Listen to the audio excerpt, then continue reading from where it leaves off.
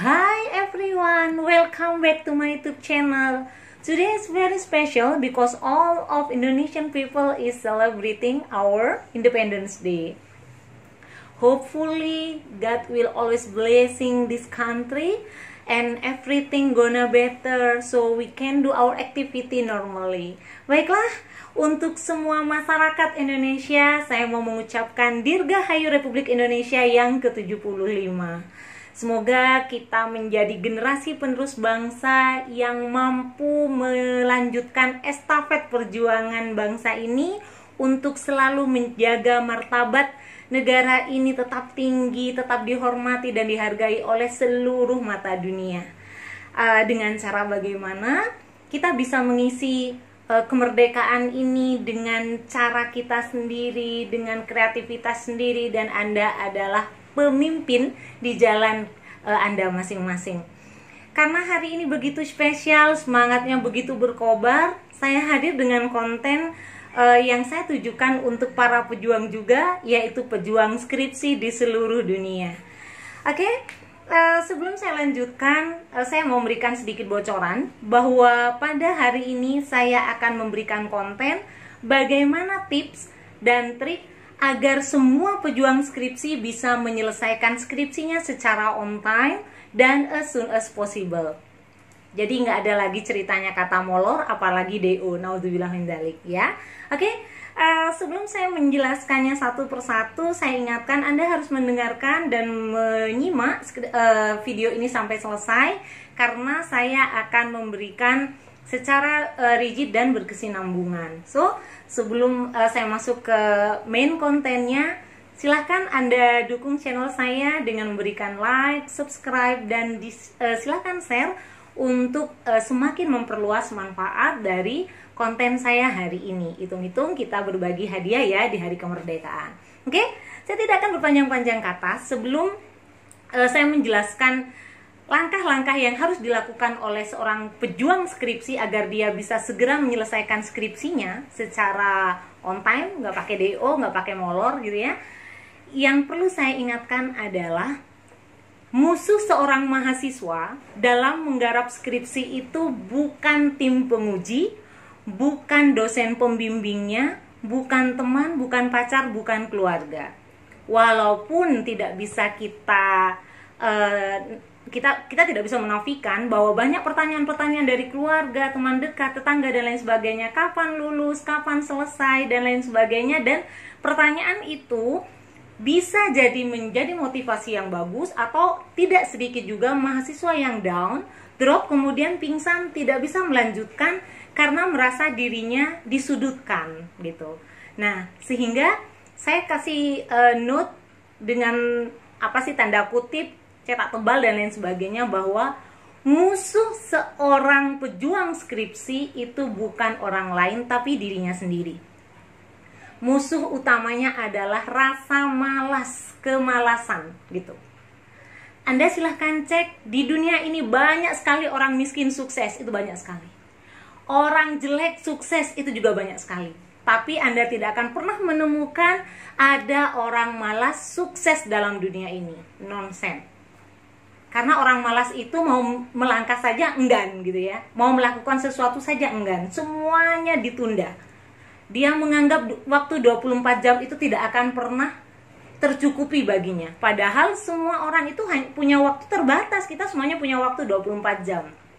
Everybody is busy, but they who make a time. Jadi semua orang itu sibuk gitu. Kita semuanya sibuk kecuali mereka yang memang menyempatkan. So, sibuk apapun Anda, sempatkanlah untuk menggarap skripsi Anda. Saya ulangi lagi, skripsi yang baik adalah skripsi yang selesai, skripsi yang dikerjakan. Titik. Mau Anda orang yang perfeksionis, mau Anda orang yang egonya tinggi, kalau skripsi Anda tidak selesai, skripsi Anda bukan skripsi yang bagus, bukan skripsi yang spektakuler. Catat ya, skripsi yang bagus adalah skripsi yang selesai. So, dengarkan langkah-langkah yang akan saya berikan agar Anda bisa menyelesaikan skripsi Anda secara tepat waktu. Oke? Yang pertama, seorang mahasiswa boleh memilih untuk melakukan penelitian mandiri. Nah, untuk mahasiswa yang memilih cara pertama ini, Anda harus memastikan bahwa Anda adalah pejuang skripsi yang punya motivasi tinggi, yang mampu membuat timeline dengan baik, yang mampu memanage manajemen konflik dengan diri Anda sendiri, bukan dengan orang lain. Kembali lagi saya ingatkan bahwa skripsi ini musuh Anda adalah your own self, bukan orang lain. Kalau Anda bisa menaklukkan ego, control yourself, Anda pasti bisa menyelesaikan skripsi dengan bagus. Gitu. Buat timeline yang bagus kalau Anda mau memutuskan dengan cara pertama, misalnya saya mau melakukan skripsi saya secara mandiri, Bu. Oke, go. Anda bikin timelinenya, jangan pernah malas. Menulis itu susah. Begitu muncul satu kata di kepala, segera tuliskan. Nanti pasti akan mengalir. Tapi kalau Anda membiarkan kata-kata dalam kepala Anda menumpuk, tapi tidak Anda tuangkan dalam tulisan, selamanya skripsi Anda tidak akan pernah selesai. Gitu. Jadi silakan ditimbang-timbang. Kalau Anda memang orang yang gampang untuk membangkitkan semangat diri, maka pilihlah untuk melakukan penelitian mandiri. Seperti itu. Jadi misalnya saya tidak suka kalau misalnya diatur-atur orang. Saya tidak suka terlalu bergantung sama orang. Saya mau melakukan semuanya sendiri, Bu. Gitu. Oke, lakukan penelitian mandiri. Kalau Anda tipikal orang yang kalau misalnya tidak dimotivasi dari luar, Anda tidak bisa jalan, jangan lakukan yang pertama ini. Pilihlah pola kedua. Cara kedua, Anda boleh ikut proyek dosen. Nah, ini sudah bulan Agustus, dosen-dosen Anda pasti banyak yang melakukan penelitian. Segera lamarlah, atau mungkin ada beberapa teman Anda yang sudah dilamar dengan dosen Anda. Nah, apa keuntungan kalau Anda ikut proyek dosen? Anda sudah dibuatkan timelinenya. Kapan proposal Anda harus selesai, kapan Anda harus turun lapang, kapan harus Anda selesaikan analisisnya. Kenapa? Karena dosen biasanya di bulan-bulan November itu semuanya sudah harus melakukan laporan kemajuan. Mau masuk November minggu kedua, dosen sudah harus publikasi dan lain sebagainya, seperti itu. Sehingga mau tidak mau, mahasiswa yang tergabung dalam proyek dosen itu harus mampu mengejar timeline yang sudah ditetapkan oleh dosen ketua proyeknya. Seperti itu. Nah, kan tidak semua dosen menerima kita. Berapa sih kuota mahasiswa yang dilamar dosen untuk menjadi tim dalam penelitiannya? Tidak usah khawatir karena ada opsi ketiga. Jadi kabar baiknya adalah dosen hari ini diwajibkan memiliki payung penelitian. Jadi untuk melangkah ke arah guru besar, seorang dosen harus memiliki track penelitian yang linier antara bidang kemampuannya, bidang penelitiannya, bidang pengajarannya, dan bidang pengabdiannya. So, Anda sebagai mahasiswa, misalnya, saya sebetulnya mau ikut proyek dosen, Bu. Kalau ikut mandiri, saya juga nggak mampu. Nah, Anda boleh meminta request pada dosen saudara, beberapa mahasiswa yang satu bimbingan untuk melakukannya secara berkelompok.